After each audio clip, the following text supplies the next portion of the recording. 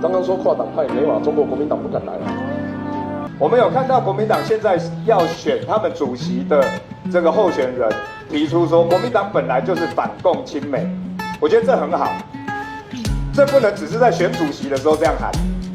加入台湾国会西藏连线，就是你反共最清楚的一步嘛。小时候读书就觉得我们好像祖先都一直在打架，打来打去啊。然后如果跟他一起的，就叫中华历史啊；如果没有跟他一起的，就叫蛮夷戎狄。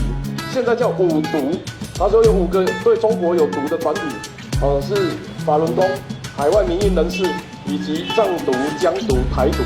我们这些人就像中国的蛮夷戎狄，但在台湾岛上居然还有人心心念念想要回归中华正统。我是在流亡出生的一个藏人，在西藏里面的西藏人，要讲 free Tibet 的话，明天有生命危险。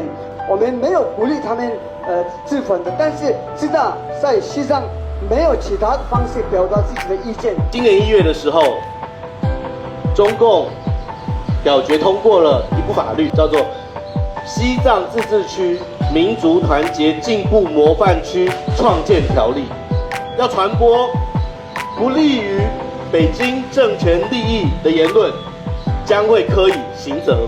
有一件事，太太自焚，然后先生竟然被以说杀妻焚尸，然后判死刑。所以我觉得这个是完全没办法接受了哈。现在在全世界有许多的国会都已经通过友善西藏的法案，支持西藏人权的法案。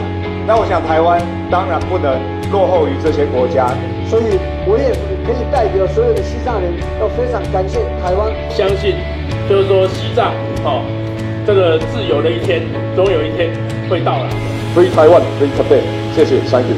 如果中国不打压台湾，我们加入所有这些国际组织，并且不用被打压的民主，这个是一个最自然而然的事情。我一直都认为台湾最大的共识就是台湾，所以我为什么一直强调国家正常化很重要？因为当我们国家正常化这个个别根本的问题处理了，你那个案才有可能减少。所以我会认为，不管中华民国在台湾、中华民国是台湾、中华民国台湾，这个因为一些历史脉络之下衍生的民主，都是一个过程。